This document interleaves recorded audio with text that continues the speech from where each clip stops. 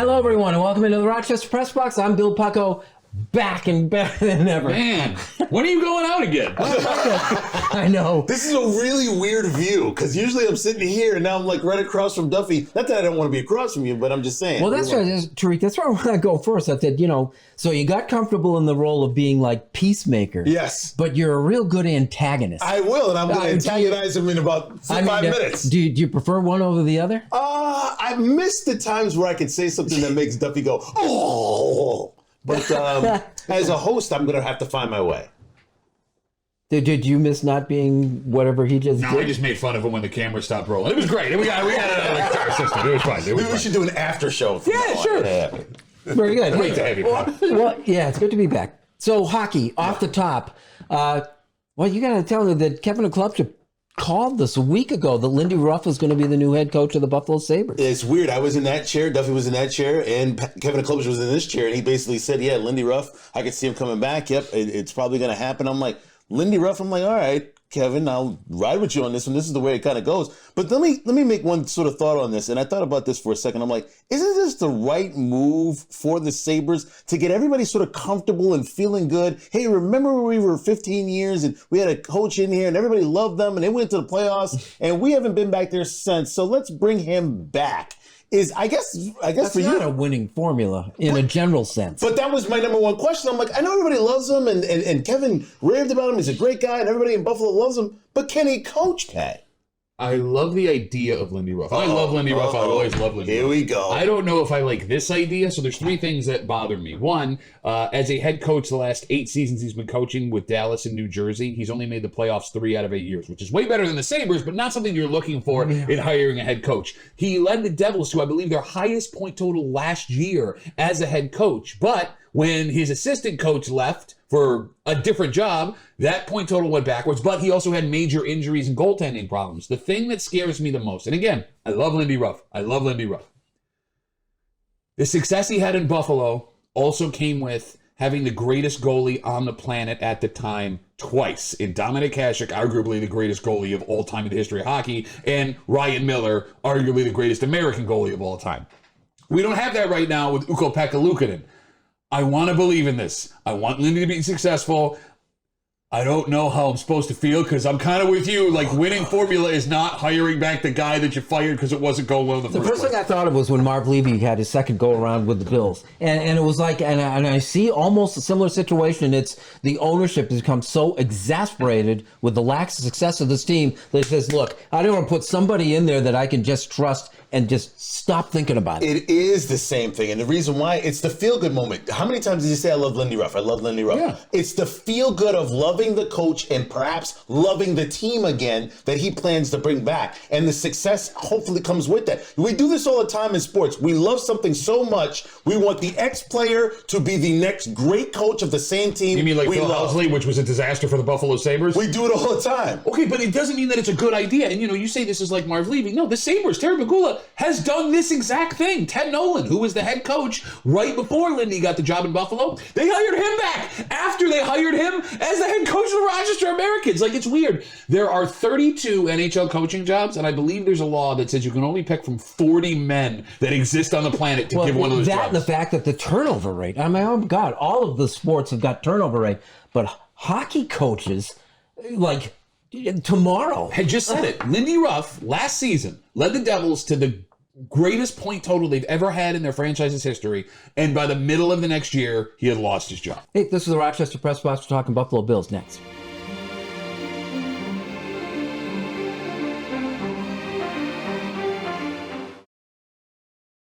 Just passing through, life lessons from notable Rochesterians, people you may think you know.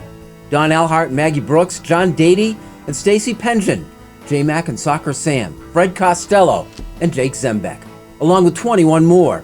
How they all got from there to here. It's a new book by Bill Pucko, available for $12 postpaid only from rocksportsnow.com. Try it, and thank you.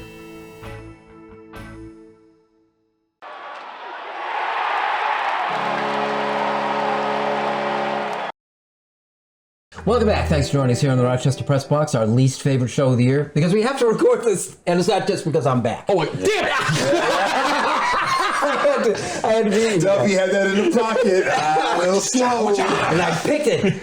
So it's because, like, we're doing the show. The draft is taking place, and we're doing the show before the draft. So our insights are going to be slightly tainted. But I do find myself falling back on a point you made last week where you trust the GM. And that's where it all starts. And it's a great point because I'm the one that made it. But look, you're right. Like, there's nothing that Brandon Beane as a general manager and Sean McDermott have done as a head coach since they took over that leads you to believe they can't handle what the situation is. Now, they've put themselves in this situation, trading away Stephon Diggs, not valuing higher priority players at the wide receiver position, knowing Gabe Davis was coming up for a contract here. They kind of gambled on keeping him around, and that didn't work out. But with all that being said, I believe in the coach and GM because up to this point, they haven't given me a reason not to believe and he's in them. known all along that he's playing into a wide receiver heavy draft. And that's what's so great about it. Although returns on wide receiver are pretty bad. We talked about that not too long ago. You still should go get one if you have that value at that pick or defensive secondary. But that being said, whatever you picked is what you picked. The other end of this, too, is that there's a lot of secrecy that's going on with the NFL. I know there's rumors, but nothing really concrete. Great on who's rumors. going to. I mean, there's just this guy's going. We're evaluating this guy, and it's good that the Bills are not really even a part of the quarterback discussion because that's where all of the sort of rumors and discussions are going. Although you did say, Duffy, that your wide receiver, your number one wide receiver, is not on this roster. So if not in the draft, and as people look at, what are you talking about? Tariq, they drafted this guy. It's weird that Shaq watches the show. Very consistently. Well, you know, again, before the draft, the thing that concerned me is that when you looked at all the mock drafts, and I look at them all, that the Bills, if they wound up picking where they did without making a move, had no better than a shot at the 8th best receiver in the draft. Yeah, but what's the 8th best receiver in the draft? Josh Allen was the 5th best quarterback in that draft until a week before, right? I mean, look, none of the pre-draft rankings matter. There's always a handful of guys you believe you think are going to be. Even the hardcore, most expert draft guys that do these mock drafts, at most get 3 to 4 picks right where they're going to be slotted. Nobody knows. And I have a theory about this whole thing, too. I think, and you would never hear them verbalize it, but I think because of the situation that the Bills found themselves in 2024, that in the back of Brandon Beane's mind, he's thinking, we're going to be better in 2025. And I'm kind of looking at that year, not writing off the coming season, but saying, this is still a transitional year. It is, in a sense, though. Like you can get a running back and improve your running game. You can get an offensive lineman. You can get other guys, and not even at the high end of the draft, at the lower end of the draft that can contribute to what you've already had. So I think being in a position where everybody wants a high draft pick. To be honest with you, this might not be the year for it. Because the Buffalo Bills just need to plug a couple different holes. You think there's anything to the 2025? I mean, I understand the logic. I think the one thing that would give me hesitation with that idea is the way that Josh Allen plays football. 2025 is not promised to you. Right now, I'm knocking on wood. Everybody. Everything will be fine. But no, I didn't say it. Send all your letters to Pat Duffy. The point I'm making is you can't afford in today's game with anybody, especially Josh Allen, to anticipate you have the luxury of a transition year. I think they are always ready to roll and ready to win. And you saw it the year. Tyrod Taylor, quarterback, they made the playoffs with him. That should have been a year where you pulled things back and played a draft pick. They made the playoffs. But Beane started, I'm going to go to Josh Allen. Sure. He started working, well over a year down the road. I mean, thinking about these things, it's not like this guy has tunnel vision to one season. And that entire plan blew up at halftime of opening game because Nate Peterman threw 3 interceptions. Like, that's the point I'm trying to make here, right? Like, it's all fluid, and I don't think Beane is arrogant enough to think I have a year to wait. By the way, for what the New York Giants did during the draft. Good job. Good job. And it's sort of a thank you for the last 6 weeks where you've. That was fun. That was really fun. I have to say, being in the top spot, I was a little hesitant before and always have been, but it's fun. I don't want your job, but. No, I don't want it. No, I will say this. I am looking forward to, with Bill being back, the ratings going back to where they're supposed to be. But you did a great job. You did a great job. Hey, come on. That's a two-edged sword. I've been waiting about 3 weeks for this. Where Rochester Press Box, like it or not, is next.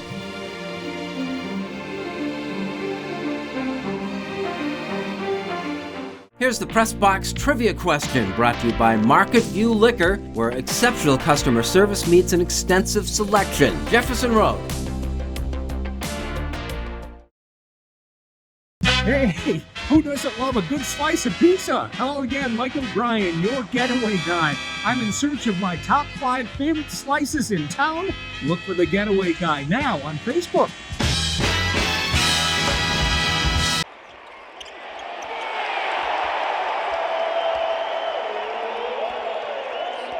Here's the Press Box Trivia answer, brought to you by Market View Liquor, where exceptional customer service meets an extensive selection. Jefferson Road at 390. Welcome back. Thanks for joining us here on the Rochester Press Box. Like it or not, I served this up to you. Yes. The New York Knicks have been kind of impressive. Yeah, they have, as we speak right now, Game 4 in Philly against Philly. Let's go back to the Game 2 and a pivotal game there. Now, as we're recording this right now, we don't know what happened in Craziest Game 28 3. seconds I've seen all year. But what does the NBA get out of apologizing a blown call? You're not going to take the call back. No, not a blown call. 2 blown calls and a timeout that should have been granted. But guess what? There's nothing much you can do about it because guess what? They were 2-0. But everybody, except for, hardcore Sixer fans, I don't know where any of them are, love the ending of that game where they just let him go. And that is NBA playoff basketball. Listen, you're going to get calls wrong on this one. I get it. It benefits my Knicks over Philadelphia. But that being said, and it does put Philadelphia in a very bad spot. Embiid is not 100%. But I'm sorry, we have lost our number 1 scorer in Randall, and we have fought every single game. Well, it's like the Bills. When the Bills lost guys early in the season, the Knicks had enough time to readjust and learn to play without him. Who knew Josh Hart could shoot that well from outside? He was amazing. Thank God he can, because Jalen Brunson decided to take a little vacation for Game 1 and Game 2. Good defense by Philly. Come on. And they still won. I have a theory about that whole thing. It's like there were so many fouls committed in that final 20 seconds. They couldn't agree on who to call it on. So they didn't call it on anybody. It's like old school Knicks 90s basketball. I love it. Still looking Knicks. It was so great, though. So great. Good. But we'll go football. Like it or not, Matt Ryan retired. I sort of thought it happened last year, but he officially retired. No, good for him, man. I mean, he's the Jim Everett of modern NFL football, right? Oh, come on. Am I wrong? I mean, really. Okay, the Super Bowl. I know that does not conjure up anything for me. You don't think so? Well, no. I mean, Jim Everett doesn't remind me of anything. But that's my point, right? Like, he's a guy who he looked like a quarterback. He played like a quarterback. You would hear and see highlights every week where he played really well, and the record for the Rams were good, and they went to the playoffs deep. They make that Super Bowl, right? But other than that, can you think of a Matt Ryan moment that immediately pops in your head outside of blowing that lead in the Super Bowl? Well, that's the moment. I mean, unfortunately, that's your career now. Here you are, an MVP type quarterback. Remembered like for years. Let's not. It was so not his fault. Yeah, and it wasn't his fault for the most part. But that being said, he was a half a football away from getting a Super Bowl trophy, and we would think his career is totally different than we do today. But once you hit the suit and you hit the mic and you're doing a game, you're not coming back. I mean, Tom Brady's sitting in a barber's chair talking about coming back. He's not coming back. And even if he does come back, who would he come back to? Let's be honest. Go to the booth, retire, you're done. It's over. You can't play at that speed of football anymore. I understand, though, why he waited, because you saw what happened with Joe Flacco, and after Joe Flacco made his run, he did. Now there's whispers that he's a legitimate NFL Hall of Famer, and somebody brought up, is Matt Ryan a Hall of Famer? In what world is Matt Ryan a Hall of Famer? Like, why is it not good enough to just be a great NFL quarterback that made a whole bunch of money? People that we like, we want them to be Hall of Famers. You know that as a Bills fan. Did he have a 2-4 record in the playoffs as a career? Was it 6 games with a 2-4 record? Because if that's the case, are you out of your effing mind, man? Ryan Fitzpatrick has a better record. He never played a playoff game. Well, you know what it is? It's about football, and we do this with everything football related. We keep setting the bar higher. And even if he was a first ballot Hall of Famer, you never won a Super Bowl. Like, that's what it's going to be, unless you are the greatest of all time. How much has the perception changed if he wins that game? 28-3. He's a Hall of Famer. No, I disagree. You will put him in. No, An MVP, Super Bowl winning quarterback goes into the Hall of Fame. I disagree, because there are folks that argue Eli Manning shouldn't be a Hall of Famer, and he's got 2 of them. And What is he but for those 2 games? From Duffy, they're idiots. No, but I disagree. And Nick Foles, I mean, wait, he had a heck of a run. Is Nick Foles a Hall of Famer? I mean, if you're going to start counting Super Bowls, Dan Marino's not a Hall of Famer. Matt Ryan is. Super Bowls should not be a quarterback stat. What I get out of this whole segment is that Pat Duffy refuses to admit he's an idiot. Yeah, although the quarterback we mentioned won 2 Super Bowls. Who's that? Eli Manning. Well, he's 2 games away from not being in the Hall of Fame. And that's the thing. But that's what I'm talking about. Matt Ryan should be in the Hall of Fame if he had won that game. It's 2 one way and 1 the other. It's amazing how much weight we attach. Put him in the Hall for crying out loud. This is Rochester Press Box Unfinished Business is next. Happy to be back on this side.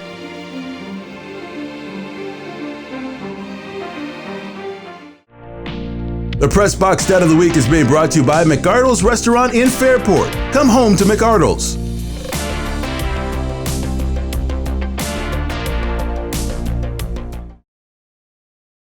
And now to Eichel. He floated one. Unfinished Business is brought to you by Greg the Roofer. Better roof, better price. Better call Greg today. Save time and money on your roof and siding. Call us today for a free estimate. Special financing's available. Visit us online at gregtheroofer.com.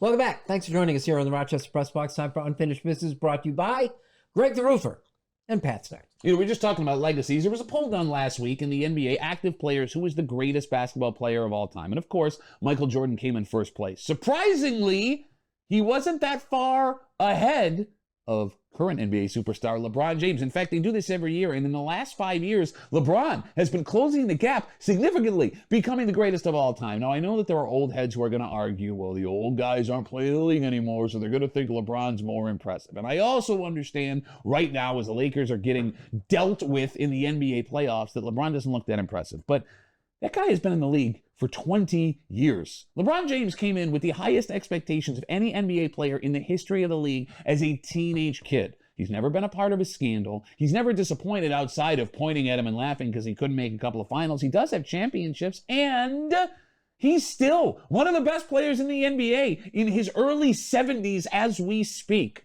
The longer he plays and the ability that he has to continue to play at the level he's at the age that he's at, the more there is a legitimate argument that LeBron James is the greatest basketball player of all time. And I'm going to tell you right now, I won't be reading the YouTube comments when this goes up online. So don't waste your time, but don't be biased and really take a look.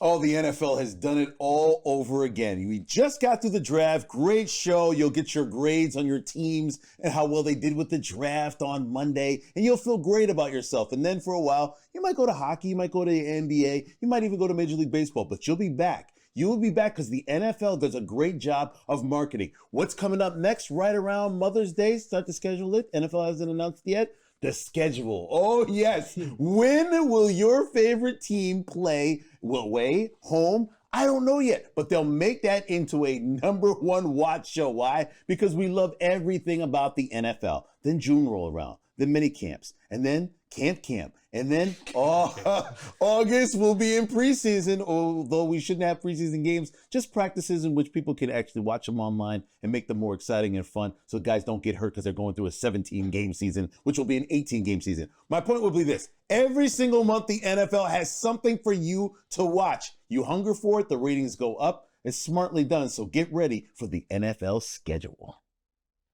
Bucket lists are tricky.